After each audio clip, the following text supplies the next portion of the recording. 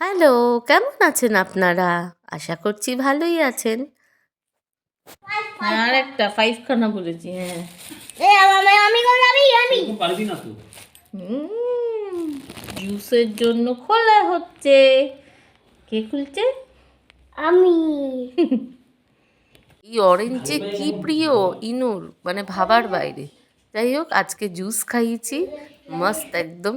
তার মধ্যে কালকে এই নয়লেন গুড়ের রসগোল্লা নিয়ে এসেছিল, কিন্তু সাথে করে আবার নইলেন গুঁড়ো নিয়ে এসেছিল, যেটা লিকুইডটা। সেটাকে আবার রসগোল্লার উপরে এক্সট্রা করে ছিটিয়েছি। সেই গুড়ের রসগোল্লার মধ্যে আরও গুড় ছিটিয়ে, ওরে বাবা কি গন্ধ, কি সুন্দর খেতে! আহ, মনে একদম তৃপ্তি হয়ে গেল।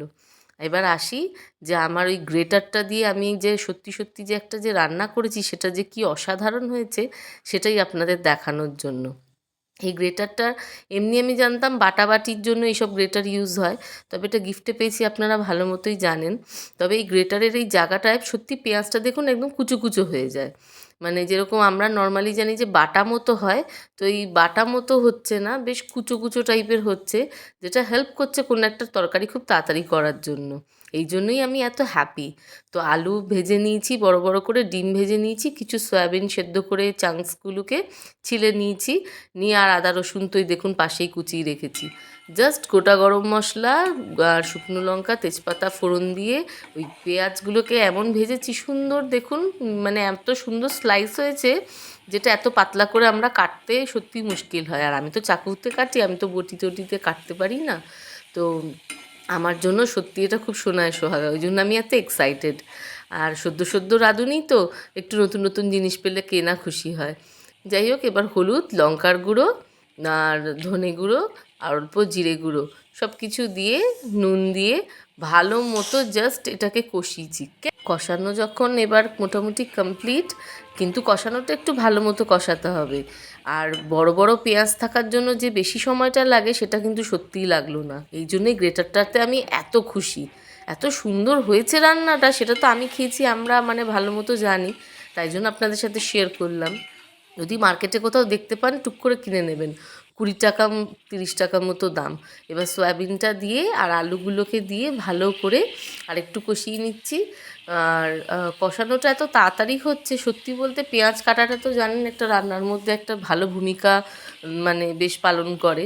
সেই জন্য পেঁয়াজটা কুচি হওয়ার জন্য তরকারিটাও সেরকম মানে সুন্দরভাবে কষিয়েছে, দেখতেও সুন্দর হয়েছে, আর খেতে তো মানে অস্বাভাবিক। মানে আমি ডিমের তরকারি কখনো এত ভালো রান্না করতাম না।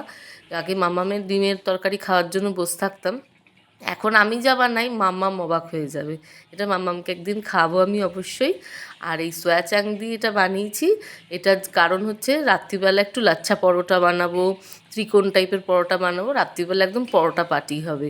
তো লাচ্ছা পরোটাটা কীরকম হবে সেটাই আপনাদের দেখাবো।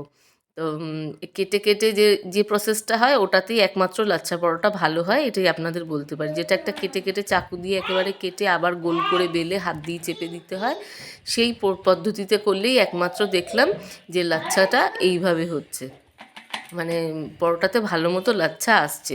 নতুবা ওই রকম পাখার মতো বেলে ওই নানান প্রসেসে তো অনেকে অনেক প্রসেস দেখায়, কোনোটাতেই কোনো সেরকম একটা লাচ্ছা মানে ভালো মতো বেরোয় না। একেবারে চাকু দিয়ে স্লাইস স্লাইস করে পুরো বেলে নেওয়ার পর কেটে নিলে আবার গোল করে চাপ দিয়ে যদি ভাজা যায় হাত দিয়ে চেপে, একদম এরম ঝুরঝুরে লাচ্ছা পরোটা হয়।